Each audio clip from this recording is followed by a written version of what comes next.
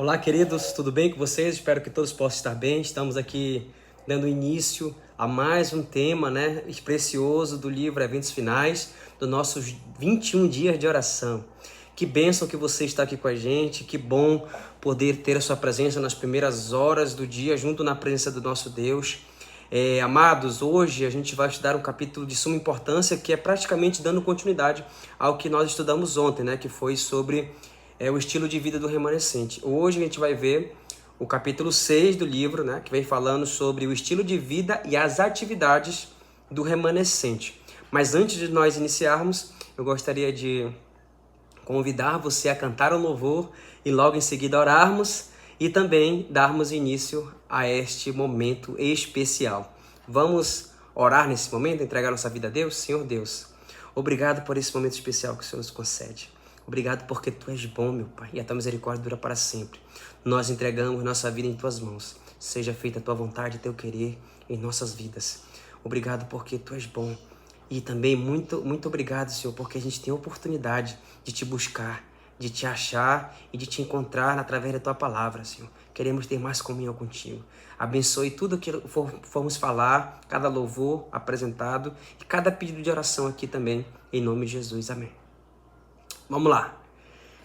Vamos cantar. Lado a lado aqui, crendo em Seu amor, adorando o Rei Senhor, avançando em fé, movidos pelo amor, Deus nos acompanhará.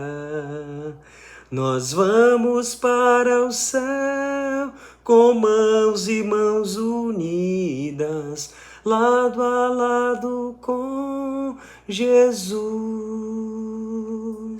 Nós vamos para o céu cantar canções em coro. Eu e você vamos lá. Amém? Deus seja louvado. Queridos, o verso para a nossa meditação está em João capítulo 15. Jesus diz: sem mim nada podeis fazer. Então aqui o estilo de vida, as atividades remanescentes, nós vamos ler alguns textos e vamos comentar aqui sobre o assunto do capítulo, o resumo do capítulo, que você possa ler em casa com mais calma, mais tranquilidade, todo o capítulo. Não esqueça de deixar seus pedidos de orações. Não esqueça também de curtir, comentar e compartilhar para que cheguem mais corações. Vamos nos unir em corrente de oração nesse momento para juntos nós apresentarmos Jesus, que é o pão da vida, e nos consagrarmos e termos mais comunhão com Deus, principalmente que nós vivemos nos momentos dos eventos finais deste mundo mau. Vamos lá. Olha o que diz aqui o texto. Longamente tem Deus esperado que o espírito de serviço se apodere de toda a igreja, de maneira que cada um trabalhe para ele segundo sua habilidade. Deus deseja que eu e você trabalhemos na obra dele. Deus espera que a gente use os nossos dons para a pregação do Evangelho. Será que eu e você temos usado nossos dons para a pregação do Evangelho? Será que eu e você temos tirado tempo para pregar o Evangelho através do que Deus me deu de melhor para fazer? Será que eu tenho feito isso ou tenho negligenciado? Quando os membros da Igreja de Deus fizerem a obra que lhes é indicada, nos necessitados, campos nacionais e estrangeiros, em cumprimento da comissão evangélica, todo mundo será logo advertido e o Senhor Jesus retornará à terra com poder e grande glória. Olha que interessante aqui. Quando eu despertar, lembre-se que a gente está falando sobre despertamento a cada dia aqui, Quando eu me levantar, quando eu buscar ao Senhor de todo o meu coração, ir ao campo de batalha, Deus vai agir e vai voltar, porque o anseio de Cristo é voltar para nos buscar. Mas eu e você precisamos fazer nossa parte na pregação do Evangelho. Continua aqui. Há por toda parte a tendência de substituir pela obra de organizações o esforço individual. A sabedoria humana tende à consolidação, à centralização, à edificação de grandes igrejas e instituições. Muitos deixam as instituições e organizações à obra da beneficência. Eximem-se do contato com o mundo e o coração torna-se-lhes frio. Ficam absolvidos consigo mesmos e insensíveis à impressão. Extingue-se-lhes no coração o amor para com Deus e também para com o homem. Cristo confia a seus seguidores uma obra individual, uma obra que não pode ser feita por procuração. Ou seja, quando a gente vai no cartório, a gente pode fazer algumas coisas por procuração, né? Alguém pode ir lá pela gente e receber aquela documentação por nós, dando uma procuração. Mas na pregação do evangelho não existe isso. Ninguém pode fazer aquilo que eu tenho que fazer. Deus vai cobrar de mim individualmente que eu faça a minha parte na pregação do evangelho. E há um apelo aqui também que diz aqui, ó, ocupai-vos até que ele volte. Cristo diz, ocupai-vos até que eu volte.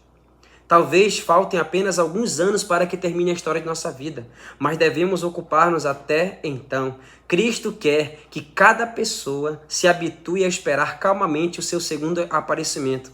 Todos devem examinar diariamente a palavra de Deus, mas não negligenciar os deveres atuais. Nós temos deveres a cumprir, queridos. Somos cristãos e não devemos ser somente com o nome de cristãos, mas termos a prática. Deus não chamou eu e você para vivermos no banco de reserva. Deus não chamou eu e você para a gente ficar parado na igreja sem fazer nada. Deus nos chama para avançar na obra e na pregação do evangelho. Cristo declarou que quando ele vier, alguns de seu povo expectante estarão empenhados em transações comerciais. Alguns estarão semeando no campo, outros ceifando e recolhendo o que foi ceifado, e outros ainda moendo no moinho. Não é a vontade de Deus que os seus eleitos abandonem os deveres e as responsabilidades da vida e se entreguem à ociosa contemplação, vivendo no devaneio religioso. Amontoai nesta vida todas as boas obras que puderdes. Olha aqui, ó. Na volta de Jesus, na pregação do evangelho, há dois extremos. O primeiro extremo é eu não fazer nada. O segundo é eu ficar fanático e dizer que eu preciso viver só para a pregação do evangelho, esquecer dos meus afazeres, da minha família, negligenciar a minha saúde. Nós temos que olhar para esses dois extremos. Eu tenho que olhar assim: tenho feito a minha parte na pregação do evangelho e tenho dado conta também na minha família, no cuidado? E aí tem um conselho maior aqui pra gente. Devemos vigiar e trabalhar e orar como se este fosse o último dia que nos fosse concedido. Será que eu tenho vivido assim a cada dia? Cada dia nós devemos viver como se fosse a última oportunidade que nós temos de pregar, de anunciar e de se arrepender. Nossa única segurança está em realizar o nosso trabalho para cada dia como se ele se apresenta, labutando, vigiando, esperando, confiando em todas as ocasiões na força daquele que esteve morto, mas reviveu e estava vivo para todo sempre. Cada manhã consagrai-vos vossos filhos e filhas a Deus. Para esse dia, nós devemos se consagrar nossa família, consagrar nossos filhos, para que o retorno de Cristo não pegue surpresa nossos parentes. É intuito do Pai Celestial preservar entre os homens, mediante a observância do sábado, o conhecimento de si mesmo. Seu desejo é que o sábado nos aponte a Ele como o único Deus verdadeiro e pelo conhecimento dele possamos ter vida e paz. Durante toda a semana, nos cumpre inteiramente o sábado e fazer preparação indispensável a fim de observá-lo conforme o mandamento. Não devemos observá-lo simplesmente como objeto de lei. Devemos compreender suas relações espirituais com todos os negócios da vida. O povo de Deus dos últimos dias vai ter que ter uma atividade religiosa, bíblica, cristocêntrica, voltada para a lei de Deus, queridos. Não adianta a gente querer fazer as coisas do nosso jeito, ao nosso modo, ao nosso bel prazer. Nós devemos seguir o que a palavra diz. A bandeira de Cristo precisa ser levantada. As guardas do mandamento de Deus, a guarda do mandamento de Deus deve ser levantada também. Eu e você precisamos mostrar isso na prática, através de nossa vivência, através de nossa entrega diária. Deve-se atender às necessidades da vida, cuidar dos doentes, suprir as faltas dos necessitados. Não terás tido por inocente o que negligenciar aliviar o sofrimento no sábado. O santo dia de repouso de Deus foi feito para o homem, e os atos de misericórdia se acham em perfeita harmonia com seu desígnio. O sábado não é para ser deitoso, é para ser deleitoso. É um dia de entrega, é um dia de busca, é um dia de reconciliação, e é também um dia de nós cuidarmos dos deveres do bem comum do próximo também, ajudar o próximo como a nós mesmos, fazer nossa parte. Não é para a gente ficar sentado em casa, esperando o sábado passar para iniciar a semana. Não, não é assim. Nós não devemos negligenciar isso. O povo de Deus nos últimos dias também vai ser fiéis nos dízimos e nas ofertas. Olha o que diz aqui o texto. O dízimo é sagrado, reservado por Deus para si mesmo. Tem de ser trazido ao seu tesouro para ser empregado em manter os obreiros evangélicos em seu labor. Lede atentamente o 3º capítulo de Malaquias e vede o que diz o Senhor a respeito do dízimo. O Novo Testamento não dá novamente a lei do dízimo, como também não há do sábado, pois pressupõe a validade de ambos e explica a sua profunda importância espiritual. O Senhor convida hoje os adventistas do sétimo dia de todas as partes para a Ele se consagrarem e fazerem segundo a sua capacidade o máximo que lhes for possível para auxiliar sua obra. Cuidado com a ganância, cuidado com o egoísmo, irmãos, em plantar coisas, em colher coisas aqui na terra e esquecer de só planejar as coisas terrenas. Eu não estou falando que é errado você ter coisas. O que eu estou falando é que tem gente que está perdendo tempo e oportunidade de pregar o evangelho porque tem se preocupado só com os afazeres terrenos. Olha o que Jesus diz na parábola, né? Tolo, mal sabe que essa noite te pedirão a tua alma, quando ele fala da situação de um homem que estava planejando abrir o seu campo, aumentar o seu plantio. Jesus vai requerer de mim e de você o equilíbrio de como temos vivido entre a obra de Deus e o cuidado pessoal de nossa família. Olha aqui, ó. Alguns poderão dizer: se o Senhor vem logo, que necessidade há de estabelecer escolas, sanatórios e fábricas de alimento? Que necessidade há de que nossos jovens aprendam ofícios? Está no desígnio do Senhor que constantemente desenvolvamos os talentos que nos deu. Não podemos fazer isso a menos que os usemos. A perspectiva da breve volta de Cristo não nos deve conduzir à indolência. Nós não devemos ser indolentes, procrastinadores. Ao contrário, ela deve nos levar a fazer tudo o que pudermos para abençoar e beneficiar a humanidade. Cristo requer de mim e de você que a gente seja obediente, sejamos servos e levemos a sua palavra avante. Muita gente aqui diga: Jesus está voltando, não precisa mais fazer nada pela obra, a igreja não precisa ser melhorada, o templo não precisa ser melhorado. Quem disse isso? Enquanto Cristo não vem, eu devo lutar e lutar pela causa de Deus. Uma grande obra precisa ser efetuada em todas as partes do mundo. E porque o fim está perto, ninguém deve deduzir que não é necessário especial esforço para edificar as diversas instituições que a obra necessita. Quando o Senhor nos ordenar que não façamos mais nenhum esforço para construir casas de culto e estabelecer escolas, terá chegado o tempo de cruzarmos os braços e deixar que o Senhor termine a obra. Mas agora temos a oportunidade de manifestar nosso zelo pelo Senhor e nosso amor pela humanidade. Olha que benção aqui. Então hoje eu não devo ficar de braços cruzados esperando que as coisas aconteçam. Eu devo fazer minha parte, trabalhar e orar, como diz a música, né? Trabalhar e orar. Essa é a missão do crente. Nós devemos aqui estar com muito cuidado quanto a isso. Meus queridos, aí ela vai continuando aqui falando sobre isso. A verdadeira temperança nos ensina a dispensar inteiramente todas as coisas nocivas no poder nocivas e usar judiciosamente aquilo que é saudável. Ar puro, luz solar, abstinência, repouso, exercício físico, regime conveniente, uso de água e confiança no poder divino. Eis os verdadeiros remédios da natureza. Amados, nós precisamos começar, na verdade já era para estar avançado, no cuidar da saúde, gente, no que comemos, no exercício físico. Ontem eu falei um pouco sobre isso, mas hoje eu não poderia deixar de falar também. Nós precisamos estar cuidando do templo do Espírito Santo, que é o nosso corpo.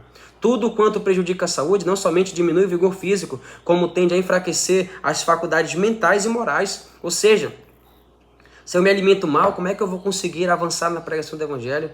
Eu preciso de saúde para pregar o Evangelho, você precisa de saúde. Então, se a alimentação que não é saudável prejudica e diminui o vigor físico e mental, como é que a gente vai ter forças para vencer as provações e pregar o Evangelho? Deus está procurando levar de volta, passo a passo, ao seu desígnio original, que o homem subsista com os produtos naturais da terra. Entre os que estão aguardando a vinda do Senhor, deve a alimentação ser finalmente abandonada, aquilo que faz mal, né, prejudicial. E a carne deixará de fazer parte do seu regime alimentar também. Nós temos que tomar cuidado, evitar o consumo exagerado de carne. É claro que existem algumas restrições médicas, existem algumas pessoas que têm uma exceção a isso, mas nós devemos estar atentos quanto a isso, queridos, porque realmente as coisas estão cada vez mais contaminadas. Então, se você puder evitar, evite uma alimentação que possa te prejudicar lá na frente. Olha aqui o que diz aqui, continua dizendo. Devem ser vistas maiores reformas entre o povo que pretende estar aguardando o breve aparecimento de Cristo. Olha que bênção. Agora e daqui por diante até o fim do tempo, deve o povo de Deus ser mais fervoroso, mais desperto, não confiando na sua própria sabedoria, mas na sabedoria de seu líder, que é Jesus. Devem pôr de parte dias de jejum e oração. E eu te convido aqui agora a pensar comigo. Faz quanto tempo que você não faz um jejum? Faz quanto tempo que você não se entrega por completo a Deus? E o jejum, ele não é só de comida, não. O jejum pode ser também de coisas do mundo, né? Como a internet, como a tecnologia, como a televisão, como a mídia e etc. Faz quanto tempo que você não faz um jejum completo? Faz quanto tempo que você não faz um detox no seu corpo ao ponto de você se cuidar, se preservar? Nós precisamos estar preparados para o retorno de Jesus, queridos. O verdadeiro jejum que deve ser recomendado a todos é a abstinência de qualquer espécie estimulante de alimento e o uso apropriado de alimentos saudáveis simples que Deus proveu em abundância. Cristo está chamando aí você para termos uma vida entregue totalmente a Ele. Olha o que diz aqui, ó. Por causa de cristãos não consagrados, as coisas por vezes irão muito mal. Podereis chorar os resultados do mau procedimento de outros, mas não vos acabrunheis. A obra está sob a direção do bendito Mestre. Não sobrecarregue a ninguém as faculdades que Deus lhe deu no esforço por promover mais rapidamente a causa do Senhor. Não pode o poder do homem apressar a obra. A ele tem de se unir-se o poder dos seres celestiais. Mesmo que todos os obreiros que agora suportam os mais pesados encargos fossem postos de lado, a obra de Deus seria levada avante. Como eu falei ontem, né? Pra gente, a obra de Deus vai avançar. Independente se eu aceito ou não aceito, se eu vivo ou não vivo, se eu busco ou não busco, se eu me entrego ou não me entrego, se eu faço a minha parte ou não faço. Porque Deus, o que Ele promete, Ele cumpre, irmãos. E Ele vai cumprir o propósito dEle de que Ele voltará para buscar o seu povo. Olha aqui o que diz aqui mais a profetisa do Senhor. À noitinha e pela manhã, uni-vos aos vossos filhos no culto de Deus, lendo sua palavra e cantando o seu louvor. Ensinem os seus filhos a repetir a lei de Deus. Sejam os períodos de culto familiar curtos e espirituais. Não deixeis que os vossos filhos ou qualquer membro da família os tema devido à monotonia ou falta de interesse. Quando o capítulo comprido é lido e explicado e se faz uma longa oração, esse precioso culto se torna enfadonho e é um alívio quando passa. Então, muito cuidado. Faça entregas individuais, mas quando for fazer um culto em família, ainda mais se tiver crianças, faça um culto mais tranquilo, mais breve, com mais objetivo, porque senão vai deixar as pessoas enfadadas e em vez de buscarem a Deus vão querer logo que acabe o culto. Então muito cuidado com isso, entendeu? Muito cuidado, porque cada um tem o seu tempo no culto. Se você quer se demorar mais, se demore no seu devocional individual. Busque a Deus individualmente, lá você pode passar horas e horas em oração, em estudo da palavra, em aprendizado. Mas quando se trata de mais de uma pessoa, é melhor você fazer isso com cautela. E aqui está o conselho, né? Tenha cuidado com a associação com o mundo, enquanto esta mensagem estiver soando, enquanto a proclamação da verdade estiver realizando sua obra de separação.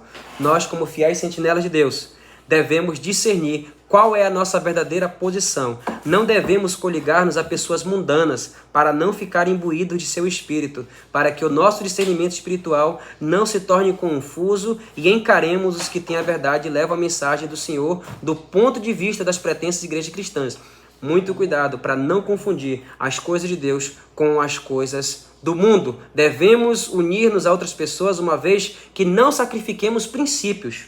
Os princípios não se negociam, queridos. O povo remanescente de Deus dos últimos dias não vai estar sacrificando princípios em prol de benefícios humanos. Muito cuidado quanto a isso. Os cristãos têm a seu dispor muitas fontes de felicidade e podem dizer com infalível certeza quais são os prazeres ilícitos e quais são os corretos.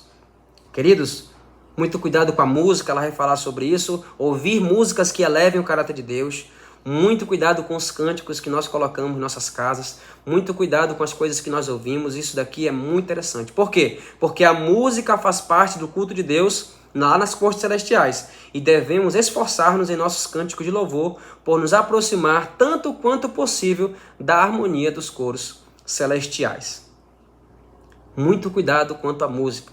A música, ela é um instrumento que é usado para o bem, mas se não soubermos usar, ela pode ser usada para o mal. nós devemos nos afastar das coisas mundanas, das coisas carnais, queridos. Enquanto é tempo, enquanto existe esperança, nós devemos agora ser fiel no pouco, para depois Deus nos colocar no muito. Porque se a gente não aguentar as provas de agora, que são fáceis, entre aspas, que são mais, que ninguém coloca uma arma na nossa cabeça agora, ninguém nos faz uma perseguição direta, e nós temos oportunidade de pregar o evangelho, independente para quem seja em nosso país, nós somos livres para pregar ainda.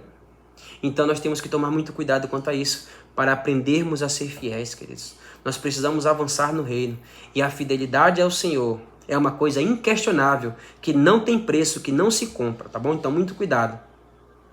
A bênção de Deus não seria invocada sobre a hora passada lá no teatro, na dança. Cristão algum desejaria encontrar a morte em tal lugar. Nenhum viria querer ser encontrado ali quando Cristo viesse.